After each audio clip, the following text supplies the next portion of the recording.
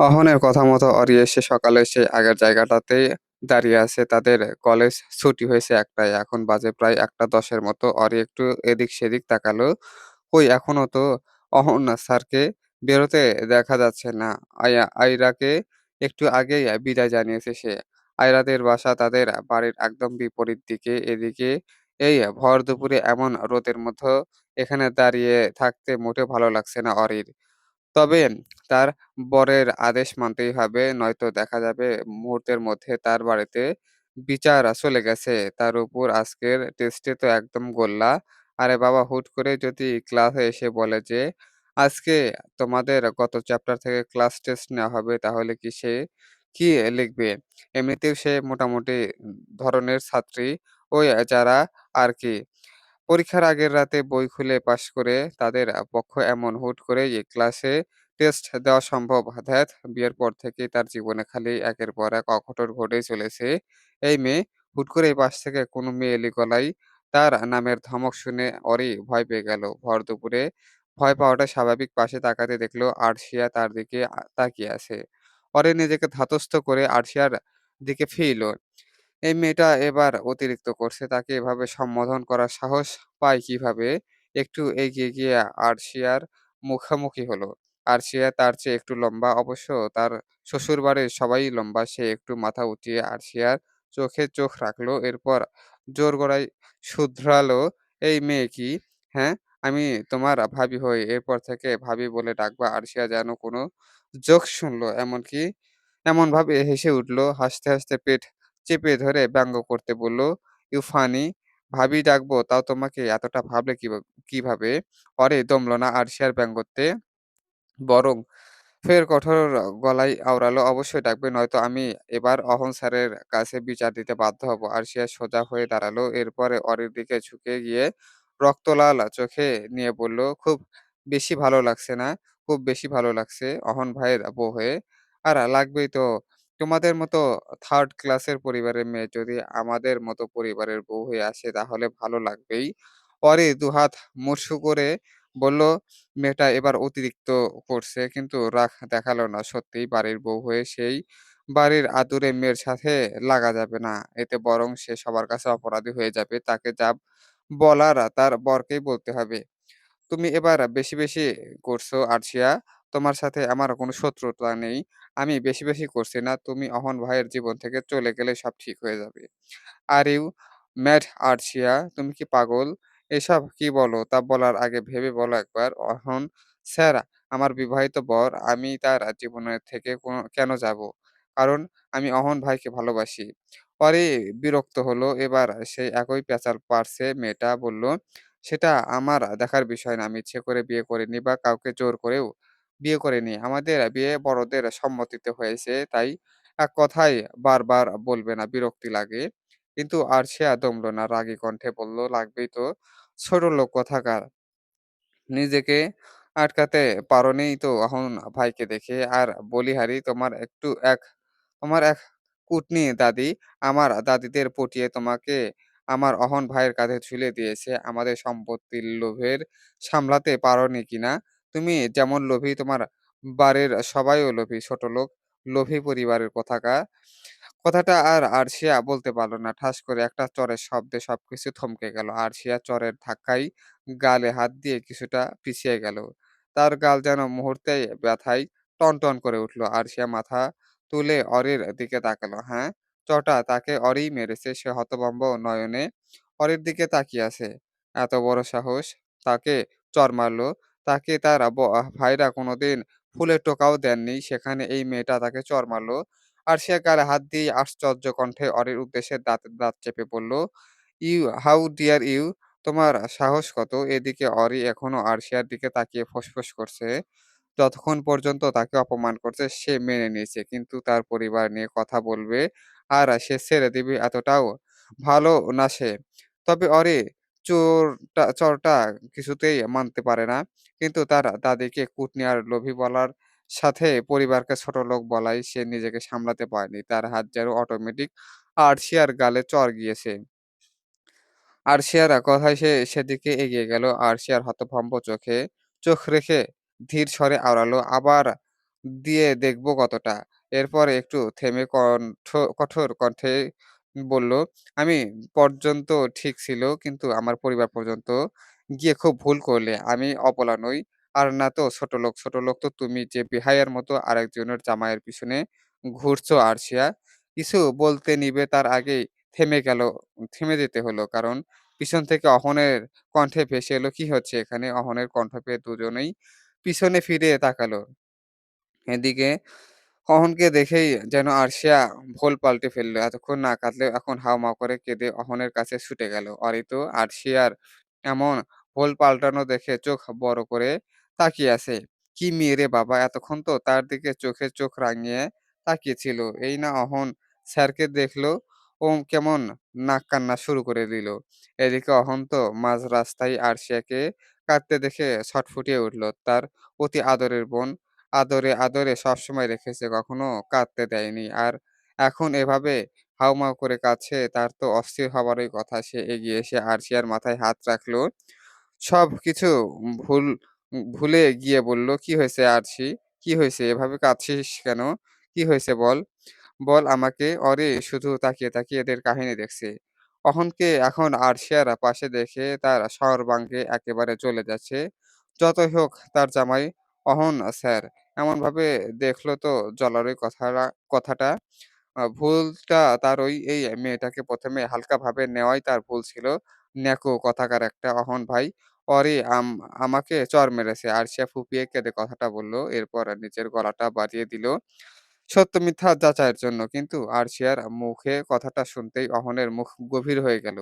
ওরই চড় মেরেছে? কারণ কি? অহন গভীর মুখে অরির দিকে তাকিয়ে এরপর আরশিয়ার বাড়ানো গালের দিকে তাকালো। ওদিকে ওরির শক্ত চোখে এদিক তাকিয়ে থাকা আর আরশিয়ার গালের মধ্যে পড়ে থাকা ছাপ তো আরশিয়ার কথা যে সত্য এটাই প্রমাণ করছে। অহন চারিদিকে তাকালো। সময়টা ভর দুপুরে হওয়ায় রাস্তাঘাটে মানুষজন কম। তবুও একেবারে না নেই। মাঝে মাঝে ২-১ জনকে দেখা যাচ্ছে। এই মুহূর্তে রাস্তায় এটা নিয়ে কোনো ঝগড়া বোঝাপড়া করা যাবে না। অহন কথাটা দুদিক দুলিয়ে একটা হা হতাশার শ্বাস পেল। এ আবার কোন ঝামেলায় সে জড়িল তার জীবনে? এমন ঝামেলায় জীবন সে চেয়েছিল কোনদিন? ইস! তার মাথায় ধরে না। নিজেকে সামলিয়ে নিয়ে সে আরশিয়ার দিকে তাকিয়ে নরম কণ্ঠে বলল, "যাও গাড়িতে বসো। এটার বোঝাপড়া পরে করছি।" আরশিয়া মাথা নাড়িয়ে বাধ্য মেয়ের মতো গাড়ির পেছনের সিটে গিয়ে বসল। তাকে চড় দেওয়া এবার সে মজা বুঝাবে। ওই অরি-ফরিকে আরশিয়াকে গাড়িতে বসতে দেখে অহন একটু দূরে অরির কাছে গিয়ে এগিয়ে গেল। অরি যে এখনো রেগে আছে তা বেশ বোঝা যাচ্ছে। অহন নিজের দুহাত পকেটে পুরো গভীর কণ্ঠে শুধালো, "তুমি আরশিয়াকে চড় মেরেছো?" অহন প্রশ্নে আড়ি চোখে তুলে অহনের দিকে তাকালো। এরপর কোনো টালবাহানা না করে সরাসরি শক্ত গলায় বলল, "মেরেছি।" অহন আর কথা বাড়ল না এটা নিয়ে। অরির হাত ধরে গাড়ির কাছে নিয়ে এসে ড্রাইভিং সিটের পাশে বসিয়ে দিল। এরপর নিজেও অপর পাশ দিয়ে ড্রাইভিং সিটে বসে গাড়ি স্টার্ট দিল। এখন যা করতে হবে তা ঠান্ডা মাথায় করতে হবে। এসব ঝামেলা বাড়ির বড়দের কানে যেতে দেওয়া যাবে না। কি একটা অপ্রীতিকর পরিস্থিতি! প্রায় ০.৫ ঘন্টার মতো সময় পরে গাড়ি এসে চৌধুরী বাড়ির সামনে থামল। অহন বসে থেকেই পিছনে ফিরে আরশিয়ার উদ্দেশ্যে আওড়ালো, "বাড়ি যা। আমি এসে কথা বলছি। আর হ্যাঁ, এসব বিষয় যেন আপাতত বাড়ির কারো কানে না যায়।" আরশিয়া এবারও বাধ্য মেয়ের মতো মাথা নাড়ালো। যেন সে বুঝাতে চাচ্ছে তার চেয়ে বাধ্য আর কেউ নেই। এরপর বাড়ির দরজা খুলে বাড়ির দিকে এগিয়ে গেল। আরশিয়া নেমে যেতেই অহন ঘুরালো। কিন্তু গাড়ি নিজেদের বাড়ির দিকে যেতে না দেখে অরে চিৎকার করে উঠল, "এটা তো আমার বাড়ির রাস্তা না! কোথায় নিয়ে যাচ্ছেন?" প্রত্যুত্তরে অহন নীরব রইল। অহনকে চুপ থাকতে দেখে অরি ফের বলল, "কি হলো? কথা বলছেন না কেন? কোথায় নিয়ে যাচ্ছেন?" "আমি বাড়ি যাবো।" অহন এক পলক অরিনকে দেখে নিয়ে ঠান্ডা গলায় বলল, "আর যাই করি তোমাকে বিক্রি করে দিব না। So relax Ori." পুনরায় কিছু বলতে নিলে অহন এক হাত ড্রাইভ করতে অপর হাত অরির ঠোঁটে দুটো মুঠো করে ধরে নিয়ে অরির মুখ বন্ধ করে দিল। যেন অরি কথা বলতে না পারে। "কোনো কথা না। এমনিই মাথা গরম আছে, সেটা আর বাড়িও না।" কথাটা বলেই অহন অরির ঠোঁট ছেড়ে দিল। অরি একবার রাগত চোখে অহনের দিকে তাকিয়ে জানালার দিকে মুখ ফিরিয়ে নিল। মুখে না বললে মনে ঠিকই অহন ভেঙিয়ে বলল, আমার মাথা গরম আছে, কচু গরম আছে, উনার মাথা গরম। আমার মাথা কি ঠান্ডা নাকি? নিজের বোনকে তো কিছু বলল না, সব রাগ শুধু আমার সাথে। আমিও দেখে নিব। এই অরি অসহ্য না। আমার সাথে পাঙ্গা নিতে আসলে একেবারে নাকানি চুবানি খাইয়ে ছাড়বো। এবার সে যত আদরের দুলালি হোক না কেন। ১০ মিনিট পর অহনের গাড়িটা এসে একটা রেস্টুরেন্টের সামনে এসে থামলো। অরি দেখলো, ভ্রু কুঁচকে ভাবলো তার মানে কি তাকে খাওয়াতে এনেছে নাকি? তার ভাবনার মধ্যেই শোনা গেল অহনের কণ্ঠে, "নামো।" "কিন্তু স্যার এখানে কেন এসেছি?" অহন ভ্রু কুঁচকে বলল, "ডান্স করতে।" অরি অবাক হয়ে বলল, "এমা স্যার আপনি রেস্টুরেন্টে ডান্স করবেন কিভাবে? এখানে তো মানুষ খেতে আসে।" অহন চোখ পাকিয়ে বলল, "সেটা তো জানোই, তাহলে আবার জিজ্ঞেস করলে কেন?" অরিক কিছুটা দমে গেল। এটা তো কথায়, কথায় মুখ দিয়ে বেরিয়ে গিয়েছে। মিনমিন করে বলল, "কিন্তু স্যার, মা তো জানে না। মাকে বলে এসেছি কলেজ শেষ করেই বাড়ি ফিরবো।" অহন নির্বিকারে সামনের দিকে এগিয়ে যেতে বলল, "আন্টিকে জানিয়েছি আমি।" অরি হাঁফ ছেড়ে বাঁচল অহনের কথায়। যাক তাহলে বাঁচা গেল, নয়তো তার মা তাকে ঝাঁটাপেটা করত। তার প্রতি তার বাবা যেমন কঠোর না হলেও মা বেশ কঠোর। এরপর অহনের পিছু সে নিজেও রওনা হলো। আজকে একটা দফা-রফা করতে হবে ওই আরশিয়ার ব্যাপারে। অহনা ভেতরে প্রবেশ করেই নিরিবিলি পরিবেশ দেখে একদম কর্নারের দিকে একটা বেঞ্চে বসলো। অরিনও অহনের পিছু সেখানে গিয়ে বসলো। অরি বসতেই অহন তার দিকে মেনু কার্ড এগিয়ে দিয়ে বলল, "কি খাবে? অর্ডার করো।" অরি মেনু কার্ড নিল না, বরং বলল, "আমার এসব কার্ড-ফার্ড লাগে না। ওসব বড়লোকি কারবার। আপনি আমার জন্য কাচ্চি অর্ডার দিন।" অহন কপালে ভাঁজ ফেলে আবার মেনু কার্ডটা ফিরিয়ে নিল। একবার অরিকে ধমক দিতেও মন চাইলো এত বাড়তি কথা বলার জন্য। পরক্ষণেই কি মনে করে যেন আর ধমক দিল না। এরপর ওয়েটারকে ডেকে অরির জন্য কাচ্চি আর নিজের জন্য হালকা পাতলা কিছু খাবার অর্ডার দিল। এরপর খেতে সব বিষয় নিয়ে কথা বলে পেঁয়াজ ভাঙতে হবে। ওয়েটার খাবার নিয়ে আসতেই অরি বিরিয়ানির উপর এক প্রকার হামলে পড়ল। অহন ভ্রু কুঁচকে শুধু অরির কার্যকলাপ দেখল, কিন্তু কিছু বলল না। মেয়েটা একেবারে মাত্রাতিরিক্ত চঞ্চল। দুদিকে মাথাটা একবার দুলিয়ে তারপর সে নিজেও খাবার খাওয়া শুরু করল। এক পর্যায়ে নিজে থেকে গলা খাকারি দিয়ে অরির দৃষ্টি আকর্ষণ করল। এরপর গভীর কণ্ঠে বলল, "আরশিয়াকে চড় মারার কারণ কি?" আরশিয়ার নামটা শুনতেই অরির মুখটা বিকৃতি হয়ে গেল, যেন তাকে জোর করে কেউ তিত করলা খাইয়ে দিয়েছে এমন। মনে বলল, "খুব দরদ উতলে উঠছে না? আরশিয়াকে চড় মেরেছ কেন?" "বেশ করেছি, মেরেছি। আরো দুটো দেওয়ার দরকার ছিল।" কিন্তু মুখে আর সেসব বলল না। বেয়াদবি করা যাবে না, অন্তত তার বর মহাশয়ের সামনে তো নাই। তাই বলল, "আপনার আরশিয়া আমার পরিবারকে লোভী ছোটলোক বলেছে, দাদিমাকে কুটনি বলেছে, তাই চড় মেরেছি।" একটু থেমে আবার বলল, "আরো বলেছে আমার দাদি নাকি সম্পত্তির জন্য আপনার কাঁধে আমাকে ঝুলিয়ে দিয়েছে। আমি নাকি আপনাকে দেখে লোভ সামলাতে পারিনি।" ছোটলোক কিনা! অরির কথাগুলো শুনতেই অহনের মুখায়বয়ব গভীর হয়ে গেল। অরিনকে সে চিনে, মেয়েটা চঞ্চল হলেও নরম মনের। কারো সাথে যেচে গিয়ে লাগে না। আর অপরদিকে আরশিয়াকেও সে চিনে, কতটুক কি করতে পারবে তাও জানে।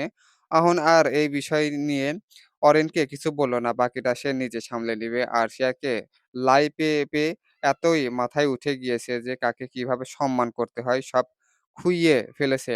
"ঠিক আছে, ব্যাপারটা আমি দেখে নিচ্ছি। বাসায় বড়দেরকে এসব জানিও না।" একটু থেমে আবার বলল, আম "এটা বাদেও আরশিয়া তোমাকে আর কি বলেছে?" অরি যেন একটা প্রশ্নেরই অপেক্ষা করছিল। অহনের প্রশ্নে করতে দেরি আর উত্তর করতে দেরি হয়নি। গড়গড় করে বলল, "আপনাকে ছেড়ে দিতে বলেছে। ১ম এ একদিন বলেছিল, আমি তেমন পাত্তা দেইনি। কিন্তু এরপর একদিন আঠার মতো লেগে আছে আমার সাথে। আর বারবার শুধু একই কথা বলছে, অহন ভাইকে ছেড়ে দাও, অহন ভাইকে ছেড়ে দাও।" অরি শেষের কথাগুলো একটু ভেঙে বলল। অহন সব শুনে একটা দীর্ঘশ্বাস ফেলল। সে এটা আগেই ধারণা করেছিল। আজ বাড়ি গিয়ে একটা উম মেয়েটার একটা হেনস্থা করতে হবে। এত বার বেড়েছে মেয়ের। আহ্লাদে বাদর হয়ে গিয়েছে একদম। "ঠিক আছে, এরপর থেকে আর তোমাকে ডিস্টার্ব করবে না। নিশ্চিন্তে থাকো।" অরি মাথা নাড়ল। বিরক্ত না করলেই ভালো। তবে করলে সে নিজেও আর ছেড়ে দেবে না। একদম টিভি সিরিয়ালের ভাবির রোল প্লে করে দিবে। তখন ওই আরশিয়া ফারশিয়া বুঝবে কত ধানে কত চাল। হুম। অরি বাড়ি ফিরল মোটামুটি দুপুর ৩টার দিকে। অহন নিজে তাকে নামিয়ে দিয়ে গেল। অরি একবার সৌজন্য রক্ষার্থে অহনকে বাড়ির ভেতরে আসতে বলেছিল। তবে অহন আসেনি বলেছে পরের দিন। আজকে কাজ আছে। এরপর অরি আর কথা বাড়ায়নি। মাথা নেড়ে বাড়ির ভেতর চলে গিয়েছে। তাদের বাড়িটা অত বড় না, দোতলা বাড়ি আরকি। আর তার দাদি আর তার বাবাসহ ২ পরিবার বসবাস করে এখানে। তার বাবা আকবর মৃধা নূরজাহান বেগমের বড় সন্তানের সাথে পরিবারের বড় ছেলে। আর অরির মা জেরিন বেগম। অরি তাদের একমাত্র মেয়ে। অপরদিকে নূরজাহান বেগমের ছোট ছেলে তথা অরির চাচা জাফর মৃধা আর তার স্ত্রী তুলি বেগম, তাদেরও এক ছেলে মাহিন, যে ক্লাস 4 এ পড়েছে। মাহিনের সাথে আবার অরির বন্ডিংও বেশ দারুণ বলা যায়। আর মাহিন তো অরিয়াপু অরিপু বলতেই পাগল। এছাড়া অরির এক ফুপি আছে, তারা সপরিবারে কানাডাতে থাকে। তার ফুপি সোহা বেগম আর ফুফা লিটন শেখ, তাদের এক ছেলেই রুদ্ধ শেখ। সে আবার সবার বড় কাজিনদের মধ্যে। অরি আর মাহিন তাকে রুদ্ধ ভাই বলেই ডাকে। অরি বাড়ির ভেতর প্রবেশ করতে সর্বপ্রথম দেখা পেল তার মা তাজি এর। সে দৌড়ে গিয়ে জেরিন বেগমকে পেছন থেকে জড়িয়ে ধরল। "মা, মা, জানো তোমাকে কতটা মিস করেছি।" জেরিন বেগম ১ম এ হকচকিয়ে উঠলেও পর মুহূর্তে মেয়ের গলা চিনতে পেরে পিছনে ফিরলেন। মেয়ের মাথায় একটা চাপড় মেরে রাগী স্বরে বললেন, "কতবার বলেছি এভাবে হুট করে ভয় দেখাবি না। আমার হার্টের সমস্যা আছে, জানোস না?" পরে মুখটা খানিকটা বেজার করে ফেলল। এরপর মন খারাপের ভান করে বলল, "হ্যাঁ, বাড়িতে আসতে পারিনি, কিন্তু তোমার ধমক শুরু হয়ে গিয়েছে। একবার তো বললেও না, মি আমিও তোকে মিস করেছি।" জেরিন বেগম মেয়ের সদ্য অভিমানে পাত্তা দিলেন না। মেয়ের নাটকীয় স্বভাব জানেন কিনা, তাই তিনিও বললেন, "আমি মিস করব, তাও আবার তোকে। হ্যাঁ, এটা একটা কথা বললি, মেয়ে ঝামেলাকে কেউ কখনো মিস করে দেখেছিস?" অরের মুখ বুলিয়ে জেরিন বেগম ছুড়ে দিল। অভিমানী স্বরে বলল, "কি? আমি ঝামেলা? আচ্ছা ঠিক আছে, শুধু যাই একবার জামাইয়ের বাড়ি, আর কোনদিন আসব না।" জেরিন বেগম যেন কাটা ঘায়ে নুনের ছিটে দিতে সংক্ষিপ্ত স্বরে বললেন, "তুই মাত্র সেখান থেকে আসলি।" পাশ থেকে তুলি বেগম হু, হু করে হেসে উঠলেন। হাসতে, হাসতেই বললেন, "আহ ভাবি, মেয়েটা মাত্র এসেছে। এসব বলো না। আমাদের অরি রানী আবার ঝামেলা করবে, হুম?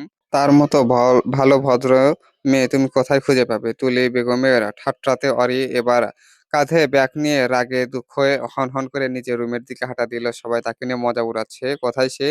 দুদিন পর বাড়ি আসলো, একটু সমাদর করবে, কেমন আছে তা জিজ্ঞেস করো। কিন্তু এসব না করে তাকে নিয়ে সবাই মজা করছে। আজকে শুধু বাবা একবার আসুক, সে সব বলবে। সে নাকি ঝামেলা, তাকে অপমান করলো এভাবে। সে এখন বিবাহিত, তার একটা মান-সম্মান আছে না? এখন সন্ধ্যা। আরশিয়া মাত্রই ফ্রেশ হয়ে রুমে প্রবেশ করল। এতক্ষণ সে নিচে রুহিপু, নাহিদ ভাই আর জিহাদ ভাইয়ের সাথে লুডু খেলছিল। তারা সবাই একসাথে থাকলেই লুডুর আসরে বসায়। যদিও আরশিয়া অহনের বিয়ের পর থেকে চুপচাপ, তবে আজকে সবাই এত জোর করে করল যে আর না করতে পারল না। সবাই তা সাথে একসাথে লুডু খেলে এসেছে। এখন পড়তে হবে। অহন ভাই আবার পড়া নিয়ে খুব স্ট্রিক্ট। তাই বড় ভাইদের সব দিক দিয়ে ছাড় দিলেও পড়ার দিক দিয়ে কোনো ছাড় দেয় না।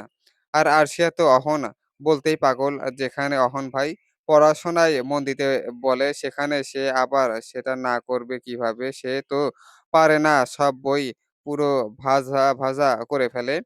আরশিয়া বই নিয়ে পড়ার টেবিলে বসে এমন সময় দরজায় নক করার শব্দে সেদিকে তাকালো। আরশি একটু অবাক হলো।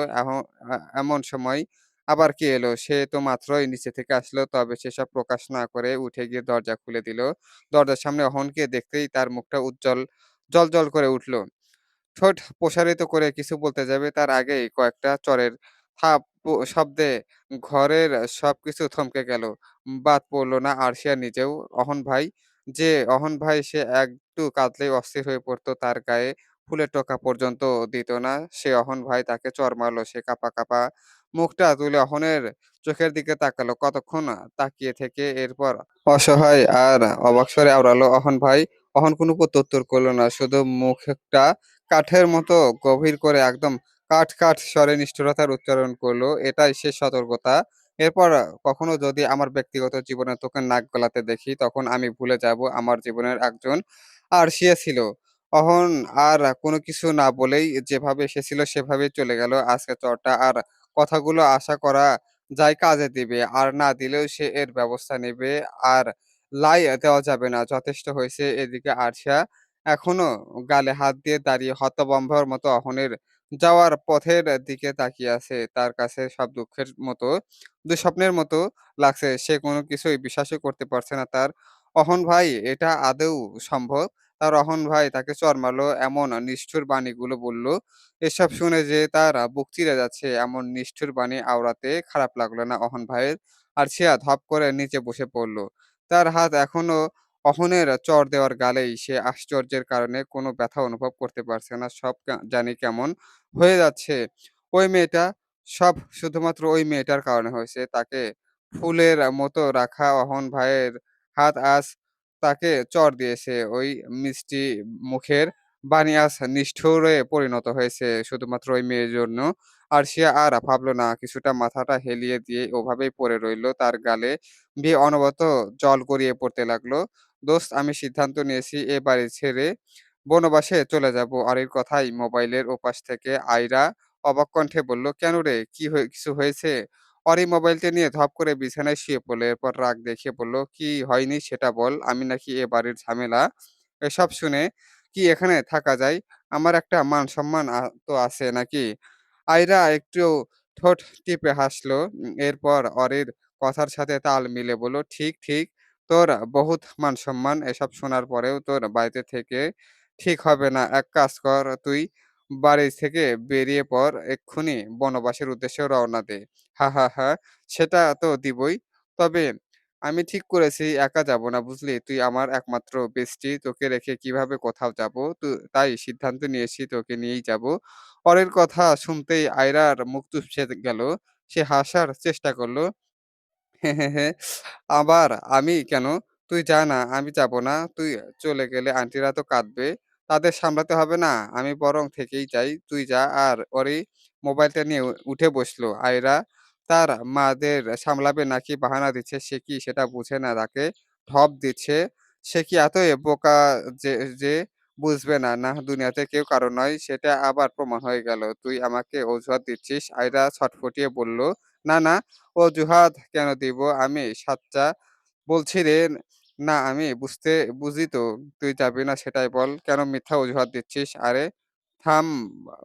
আমি মিথ্যা অজুহাত দিচ্ছি না। ব্যাপারটা হলো গিয়ে আমি চলে গেলে আমার না হওয়া জামাই আমাকে না পেয়ে আরেকজনকে বিয়ে করে ফেলবে। আর তুই কি চাস তোর বান্ধবী সতীনের সংসার করুক?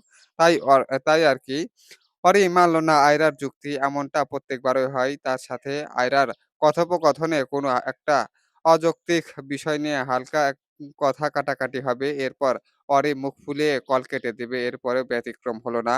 অরি মুখ ফুলিয়ে বলল, "যাহ! তোর সাথে আর কথা বলব না। তুই যে আমার ভালোবাসিস না সেটা আবার প্রমাণ হয়ে গেল। এসব জামাই-টামাই কিছু না, সব তো তোর বাহানা আমি বুঝি।"